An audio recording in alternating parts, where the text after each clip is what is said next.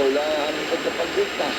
At tulungan mo kami na manalig sa iyo ang pananampalataya at may galing sa iyo, binibigay mo sa amin.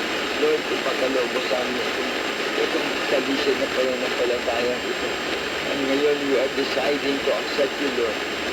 Alam ko, decision lamang po namin ang hinihintay ninyo. And now we are deciding to accept you as Lord and our personal Savior.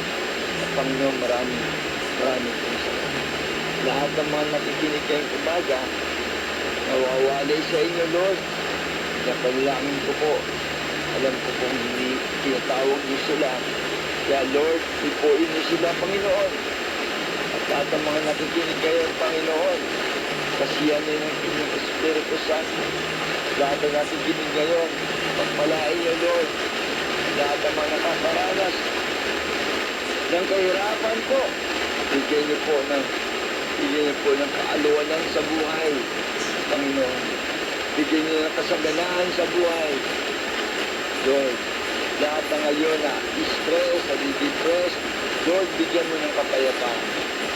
Panginoon, tulungan mo kami, ipuin mo kami, Panginoon. And now we are deciding, nagdidesisyon kami, ikaw na ang Panginoon ng buhay namin. Ikaw na ang aming tagapagligtas. At Panginoon, lahat ng mga nakikinig kayong umaga, pagpalain mo, Lord. Ang radio program na ito, Panginoon, salamat, Panginoon. Salamat po.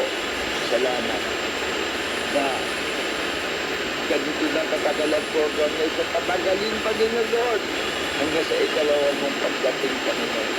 And Lord, lahat ang mga nagsusuporta dito po sa inyong radio program, bless them, Lord, in all areas of their life.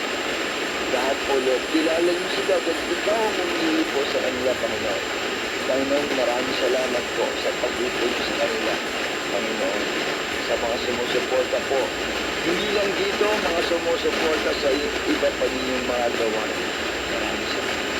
Ama, sa pangalan ni Jesucristo, ito ang aming panalangin sa ngalan ng Ama, Anak, at Espiritu Santo. Ako po yung lingkod, Brother Wilton, pansamantalang pong nagkabaalan.